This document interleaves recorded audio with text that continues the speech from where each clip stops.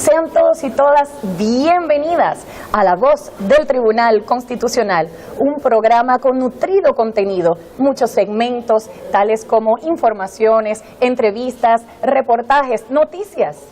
Así es, este espacio ha sido creado para ustedes los ciudadanos, para que podamos aprender cada día el contenido de la Constitución y el quehacer de nuestro Tribunal Constitucional. Hoy tenemos un gran contenido basado en lo que es el derecho constitucional, sus normas, sus fundamentos, sus principios medulares, así que sean todos bienvenidos a La Voz del Tribunal Constitucional como programa oficial de nuestra institución.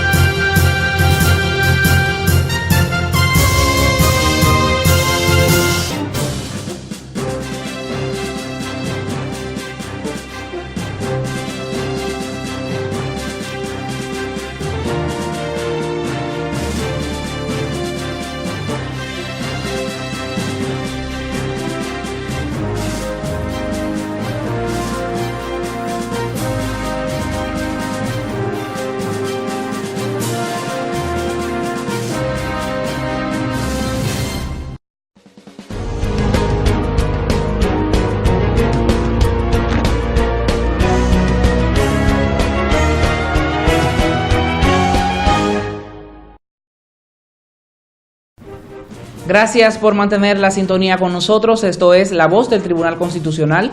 Soy José Miguel García y a continuación, en su segmento Noticias TC, vamos a conocer las principales informaciones relacionadas a nuestra alta corte.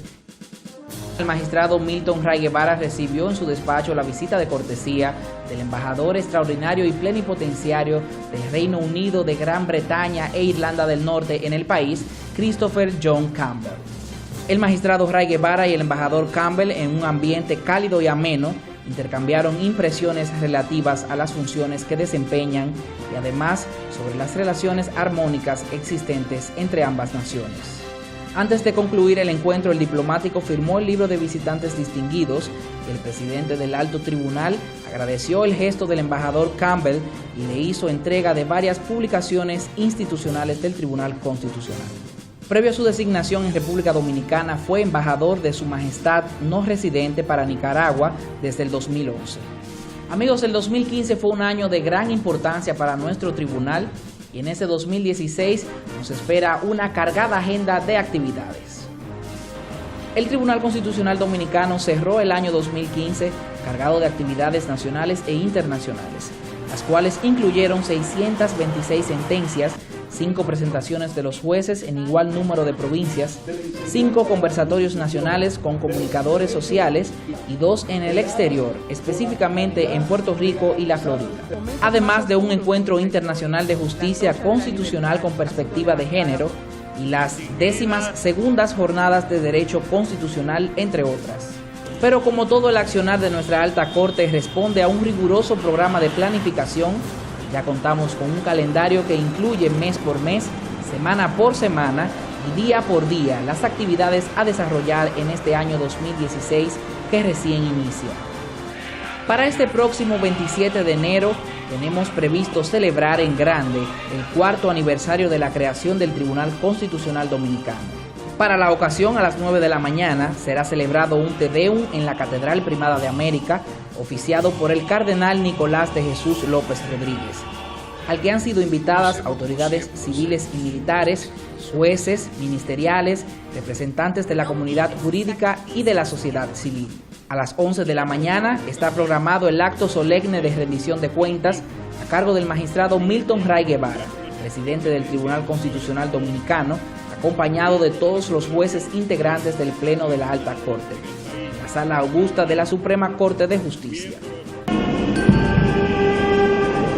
Los actos concluyen a la 1 de la tarde con una ofrenda floral en el altar de la patria para rendir tributo a los padres fundadores de la República Dominicana, Juan Pablo Duarte, Francisco del Rosario Sánchez y Matías Ramón Mella. Para febrero está programada una audiencia pública en la Suprema Corte de Justicia, un taller de capacitación conjuntamente con la Agencia Española de Cooperación Internacional para el Desarrollo AECID. En marzo tenemos una audiencia pública, la publicación del anuario del TC y la presentación de la Gala por la Constitución en la ciudad de Santiago. En el mes de abril se agendó la participación de nuestro tribunal en la Feria Internacional del Libro y el inicio de los conversatorios con periodistas. Para mayo está programado el taller de estrategia 2016-2019 y el plan estratégico para el 2017. Figura en el mes de junio 2 audiencias públicas, también la presentación de los jueces en una de las provincias del país y la puesta en circulación del boletín. En tanto, en julio será dictada una conferencia procesal y un curso de redacción de sentencias. En agosto y septiembre también se celebrarán presentaciones de los jueces en diferentes provincias y audiencias públicas. Para octubre se sumarán otras audiencias públicas, presentaciones de los jueces en las provincias del país y el tercer Congreso de Justicia Constitucional. En tanto que en noviembre tenemos un amplio calendario de actividades por el mes de la Constitución y en diciembre concluyen las acciones programadas por el TC para el año 2016. Y así llegamos a la parte final de este resumen de noticias. Gracias por la sintonía. Será hasta una próxima entrega y usted siga disfrutando del contenido de La Voz del Tribunal Constitucional.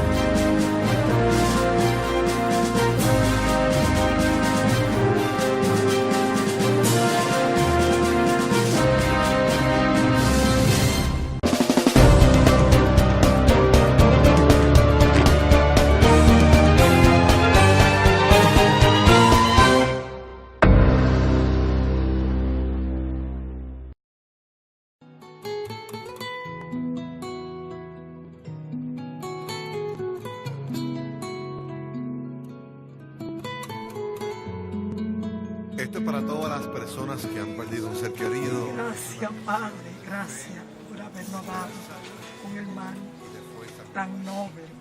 Los jueces del Tribunal Constitucional de la República Dominicana, funcionarios y empleados expresaron su profundo pesar por el fallecimiento del licenciado José Alfonso Rojas, quien desempeñó las funciones de encargado de la Unidad de Acceso a la Información desde su creación hace casi 4 años. El presidente del TC, magistrado Milton Ray Guevara, destacó las principales cualidades que definían al extinto funcionario de la Alta Corte. Fue un peregrino del bien, de la solidaridad, de la amistad, del trabajo. Alfonso no ponía límites al trabajo, incluso poniendo en riesgo su salud, su tranquilidad. Él disfrutaba de los proyectos nuevos. El magistrado Ray Guevara, al lamentar el deceso del funcionario del organismo, a quien definió como un profesional capacitado y entregado a las funciones que desempeñó, al tiempo que destacó las cualidades académicas, profesionales y personales que adornaban a quien describió como un servidor a carta cabal, responsable y afable, un gran amigo y colaborador ejemplar. Siempre diligente, hacía muchas relaciones públicas porque él conocía a mucha gente y cuando la gente iba allá él se encargaba de encaminarlo, aunque no fueran las tareas propias de él, pero esa capacidad y esa vocación de servicio que tenía la empleaba a fondo. El magistrado Ray Guevara acudió a la funeraria Blandino acompañado del juez Wilson Gómez Ramírez. Previamente acudieron al velatorio los magistrados Leida Margarita Piña, Lino Vázquez Samuel, primera y segundo sustitutos del presidente del TC, al igual que el magistrado Rafael Díaz Filpo, entre otros. El licenciado José Alfonso Rojas murió tras varios días aquejado de problemas de salud. Su deceso se produjo en la Plaza de la Salud. El licenciado Rojas era hijo de Vicente Tejada Rosario, fallecido, y de la señora Irene Rojas Peña. Procreó 4 hijos, Juan Carlos y José Rafael Rojas Burgos, además de Juan Marcos y José Omar Rojas Zavala. Tenía 7 hermanos, Andrés, José María, Daney Josefina, María Agustina y Luis Rojas Tejada, además de Tomás y Jacqueline Rojas. En su dilatada formación académica, contaba con una licenciatura en Educación, mención Ciencias Sociales y una maestría en Administración de Negocios. Además, realizó varios cursos de capacitación tanto en el país como en el exterior, motivado por sus inquietudes sobre temas sociales en favor del desarrollo del país. Él formó un instituto, el primer instituto en Samaná que dio clases de computadora. Y él enseñó a los jóvenes de Samaná a bregar, a utilizar una computadora. Y vivía soñando con cursos. Sus restos fueron expuestos en la funeraria Blandino de la avenida Sabana Larga y luego sepultados en el cementerio Cristo Salvador en Santo Domingo Este. Que vaya en palma. En otro orden, los jueces, funcionarios y empleados del Tribunal Constitucional también asistieron a una misa de intención por el fallecimiento de la señora María Jiménez, viuda Ávila, madre de la licenciada Aida Ávila Jiménez, directora administrativa de nuestro Tribunal Constitucional. La ceremonia fue oficiada en la parroquia Santísima Trinidad, ubicada en la calle Seminario 1, próximo a la avenida 27 de febrero, esquina Abraham Lincoln de esta ciudad capital. Paz a su alma.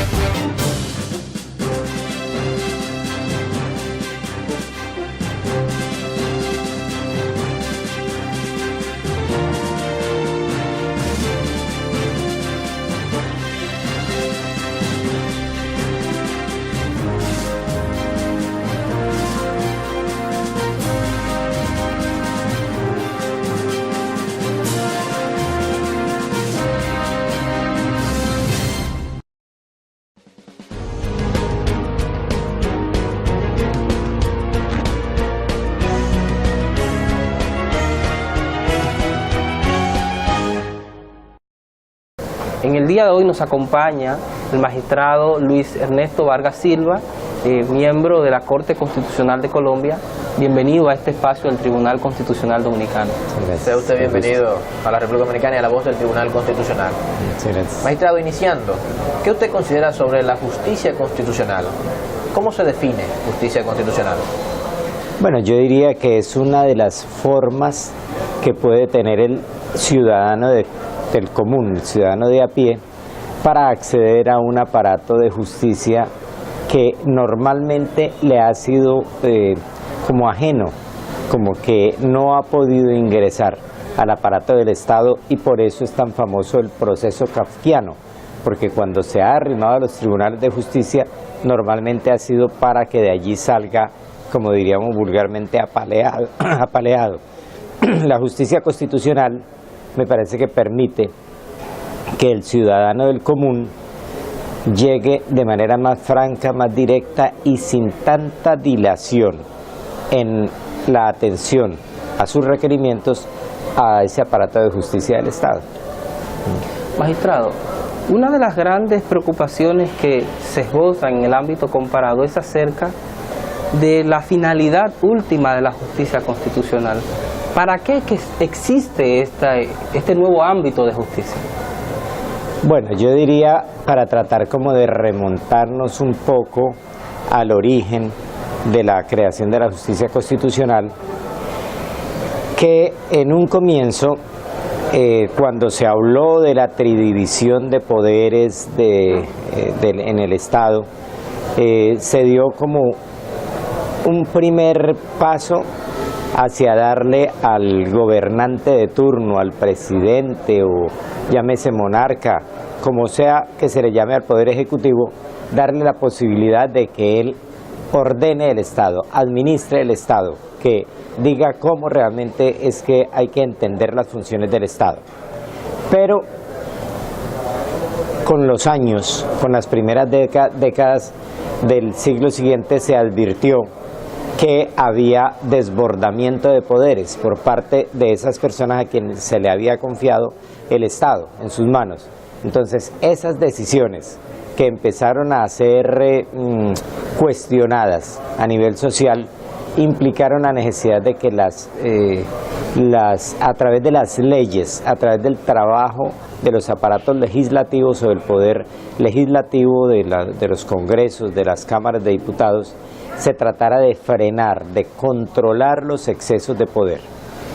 Pero entonces se suscitó una gran disputa frente al poder público entre el monarca de turno y los órganos legislativos que trataban a través de leyes de controlar esos desmanes o esos desbordamientos.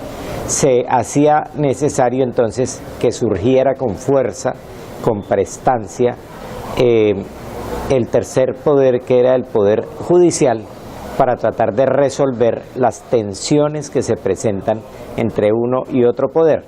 Y entonces les decía que el origen podría buscarse en esa gran disputa que hay entre Carl Schmitt de 1927 a 1929 en Alemania y Hans Kelsen.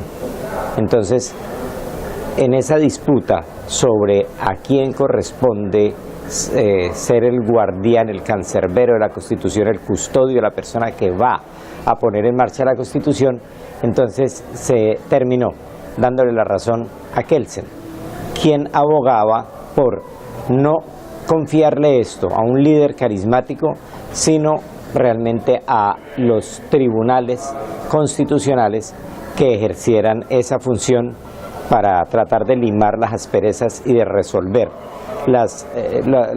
los problemas que se presentaran entre los dos órganos del poder público. Y en ese sentido trató de decirle al legislador: lo voy a controlar con la posibilidad de retirar del ordenamiento jurídico las disposiciones que sean contrarias a la Constitución política, pero sin definir que definitivamente el custodio, el guardián, ese cancerbero, iba a ser el monarca. Entonces, por esa circunstancia nació la justicia constitucional, que cada día cobra más fuerza y se legitimó mucho más a partir de la Segunda Guerra Mundial, que es cuando empiezan a cobrar tanta vigencia los derechos humanos, los derechos fundamentales, los derechos sociales y la necesidad de protección de esos derechos, algo que se le encomendó a los tribunales constitucionales. Magistrado, en el marco de la salvaguarda de los derechos fundamentales y el principio de supremacía de la Constitución, existen varios modelos de control de constitucionalidad. Está el control difuso, está el control concentrado y un modelo mixto. ¿Cuál usted considera que sería el más apropiado para que prime los principios y valores constitucionales en una nación? Bueno, si estamos pensando en el acceso a la justicia, en la posibilidad de que todos los ciudadanos realmente tengan la posibilidad de ser escuchadas, atendidas sus reclamaciones, yo pensaría que es mejor este último modelo, el modelo mixto, a través del cual se tiene la posibilidad de que el tema de derechos fundamentales sea asignado a todos los jueces del país. Donde quiera que sean violados, donde quiera que sean amenazados, el ciudadano puede interponer un recurso de amparo en forma inmediata ante el juez que tenga más cerca, que no tenga que trasladarse, que le dé una respuesta lo más cercana en el tiempo posible, que le aplique las medidas de protección necesarias y que esas decisiones puedan ser controladas por un órgano de cierre en materia de protección de derechos fundamentales y con la posibilidad también de que haya un control concentrado en materia de control abstracto de resolver cuando las leyes violan o no violan la Constitución política encargados asignados a un órgano específico, a un solo órgano que sea el que pueda retirar del ordenamiento jurídico las disposiciones que sean contrarias a la Constitución. O sea que yo creo que lo ideal es la mixtura de los sistemas.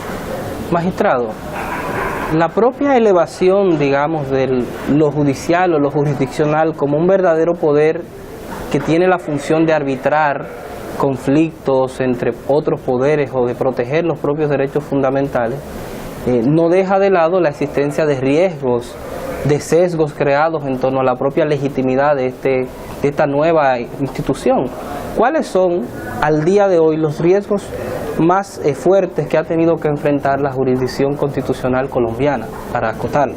Bueno, yo diría que lo fundamental es tratar de proteger, de blindar los tribunales judiciales y los tribunales constitucionales en torno a dos principios que son característicos de la función judicial, pero que yo diría que son los pilares realmente del trabajo que deben tener estos, que son el principio de autonomía y el principio de independencia. Entonces, lo importante sería que se privilegie por sobre todas las cosas que el juez no pueda ser amenazado ni pueda ser agredido por las decisiones que toma y que en consecuencia pueda tener autonomía e independencia. Cuando un tribunal resuelve las tensiones entre los otros dos órganos de poder público, normalmente va a quedar uno de los dos lastimado o incluso ambos heridos. Entonces, por esta circunstancia, las decisiones de los tribunales constitucionales terminan siendo incómodas, sobre todo en materia de control abstracto, aun cuando también se están dando ahora en aplicación de la protección de derechos fundamentales. Cuando eso ocurre, entonces vienen los problemas de deslegitimación de la función jurisdiccional a nivel constitucional. ¿Quiénes se quejan? Normalmente, pues yo diría que los centros de poder del Estado. Estos son a los que se les trata de limitar sus excesos cuando van en desmedro de la ciudadanía. Y por supuesto que ellos son los encargados de deslegitimar normalmente la función jurisdiccional. Por ejemplo, y vamos a ponerlo simplemente como uno de los paradigmas que se han presentado, el sector financiero en un Estado. El sector financiero es supremamente poderoso. Si el Tribunal Constitucional le limita ese enorme poder que tiene frente a los usuarios, que son los ciudadanos que yo llamo del común, ciudadanos de a pie, entonces a ese sector financiero no le gustan las decisiones del Tribunal Constitucional y empieza a cuestionarlo, a atacarlo y a decir, ¿y como a santo de qué estos señores, llámense 9, llámense 11 o sean 13 jueces, sin ser especializados en esto que nosotros manejamos y que ya obtuvimos la decisión, la bendición de los otros sectores del poder público, que serían el ejecutivo y el legislativo, como a santo de que estos, entre comillas, aparecidos, a quienes nadie los ha nombrado popularmente, van a terminar decidiendo contra lo que ya había decidido el Parlamento. Entonces ahí es donde viene fundamentalmente lo que yo llamo la agresión a las decisiones judiciales. Entonces empiezan a cuestionarlas llamándolas activismo judicial, llamándola la dictadura de los jueces, llamando todo lo que sea atacar el establecimiento a esa autonomía e independencia judiciales. Magistrado, una de las principales situaciones que se presentan en los órganos que ejercen justicia constitucional es el sistema de elección, en donde no se elige en base al sistema, en base a lo común del sistema democrático, sufragio activo y pasivo. ¿Qué relación entonces tiene o qué límites podría traer ese tipo de elección? En República Dominicana se habla de un Consejo Nacional de la Magistratura, integrado por el presidente y por unos altos funcionarios de la República Dominicana que eligen a las altas cortes, entre ellas está el Tribunal Constitucional. Pero ¿qué limitación tiene en el ejercicio de sus funciones este tipo de elección que no se ejerza por el sufragio ni activo ni pasivo? O sea, lo que se ha tratado de buscar para darle respuesta a esa clase de cuestionamientos de que estamos hablando es hacer que este poder constituido, que serían los tribunales constitucionales, tenga un origen también más o menos democrático, no democracia directa, sino a través de organismos como el que usted está mencionando. Entonces, como esos miembros de ese órgano fueron elegidos popularmente, por ejemplo, para ser presidente de la República, o también popularmente para ser miembros de las cámaras legislativas, entonces se trata de integrar ellos y de manera indirecta hacer una aplicación de la democracia en el país. Ese es uno de los sistemas que existen, pero en el fondo siempre se está tratando de buscar la legitimación a través de ¿qué? De la posibilidad de que eso provenga de una decisión en democracia. Particularmente, ¿cómo veo yo la situación? Y no porque sea quien les está hablando que la vea así. Sobre esto hay cantidades de textos escritos acerca de la legitimación del juez. ¿Dónde nace la legitimación de un juez constitucional? En la Constitución. Entonces, si es la propia Constitución política, que es la carta de navegación por antonomasia en un país, la carta a través de la cual realmente cada pueblo como escoge el destino, que como lo van a conducir, como lo van a gobernar, pues qué mejor legitimación que la que nazca de la propia Constitución, si es esa Constitución la que está diciendo que sus custodios, las personas que van a ser encargadas de que las normas constitucionales sean respetadas, sean esos jueces. Entonces me parece que realmente, sea cual fuere el sistema, lo ideal es pensar siempre en que la legitimación nace de la propia Constitución. Si a mí me preguntaran, pero eso ya sería una opinión personal, si a mí me preguntaran cuál sería el modelo ideal, yo siempre pienso en el tema de cómo seleccionar a los más idóneos, más capaces, y por qué son necesarios los concursos de méritos para demostrar que se es el mejor, que se es el más sapiente y que además se trata de una persona, como dicen vulgarmente, totalmente alejada del bien y del mal, que ya no tiene aspiraciones como para utilizar la corte de trampolín político para luego aspirar a ser presidente o luego aspirar a ser, otro cargo alto del Estado, sino que realmente sean personas que se van a dedicar de lleno a ser los cancerberos de la Constitución. Magistrado, obviamente la justicia constitucional se inserta en un determinado contexto y un momento histórico. Hoy por hoy, desde su perspectiva, ¿cuáles son los retos que tiene ante sí la justicia constitucional en el contexto de sociedades con conflictos, con problemas económicos como las que tenemos en Latinoamérica? Bueno, yo diría que lo ideal sería ir en procura de una integración latinoamericana y posteriormente orbital o mundial de las cortes constitucionales o tribunales constitucionales, de donde nace como este pensamiento o la idea de fortalecer eso de crear una sola justicia constitucional que no reconozca fronteras, sino que realmente pueda aplicarse a nivel ecuménico, de que las constituciones políticas de los estados después de las guerras imperialistas normalmente tienen los mismos contenidos mínimos de protección de derechos sociales, de derechos constitucionales, de buscar estados democráticos y constitucionales de derecho, de buscar estados sociales, es decir, aprender un poco de sociedades en las cuales los gobiernos deben estar dispuestos a buscar como el estado de felicidad para los pueblos, es decir, que cómo se organiza la sociedad para tratar de ser lo más equilibrada posible y para tratar de evitar que unas minorías, que son normalmente las que son dueñas de los medios de producción, vayan a seguir como sojuzgando o gobernando de tal manera que solamente les importa el statu quo, seguir fortaleciendo su poder. No, a esos poderes a los que hay que ponerles normalmente diques de contención. Entonces me parece que como eso es normalmente lo que buscan los pueblos a través de las constituciones políticas, bien podríamos nosotros pensar en que el reto fundamental sería hacer de la justicia constitucional una sola para todos los países y todos los sistemas. Bueno, amables televidentes de La Voz del Tribunal Constitucional, hemos llegado al final de nuestra entrevista con el doctor Luis Ernesto Vargas Silva, magistrado de la Corte Constitucional de Colombia.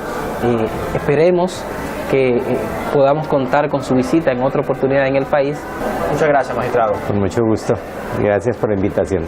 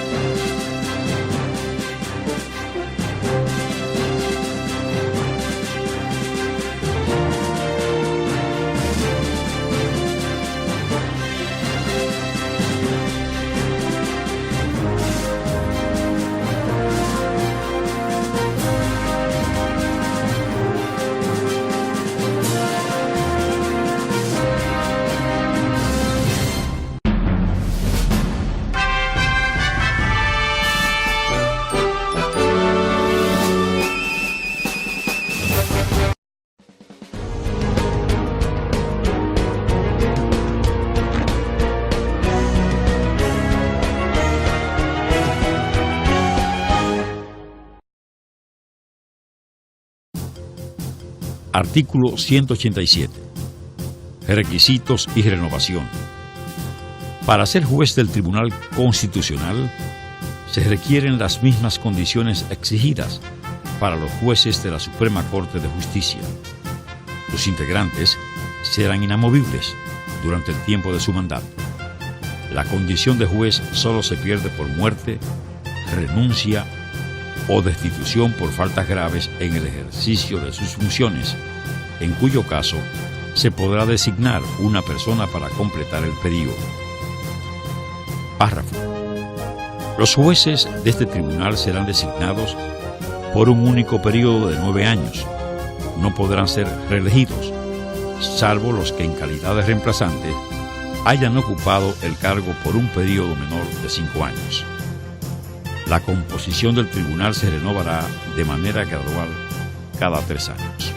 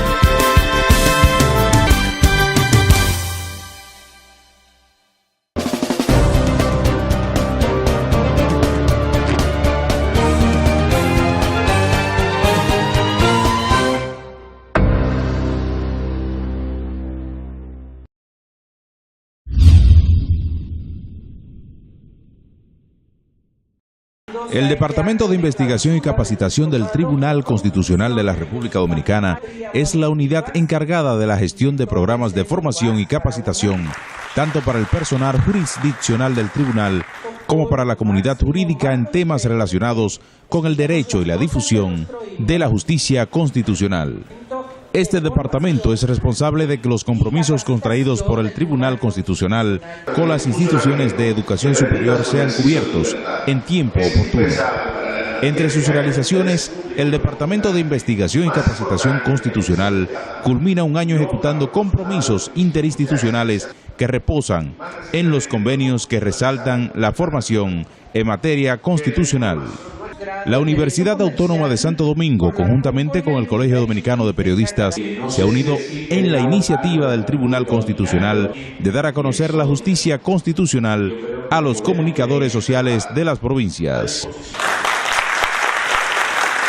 Barahona es una muestra.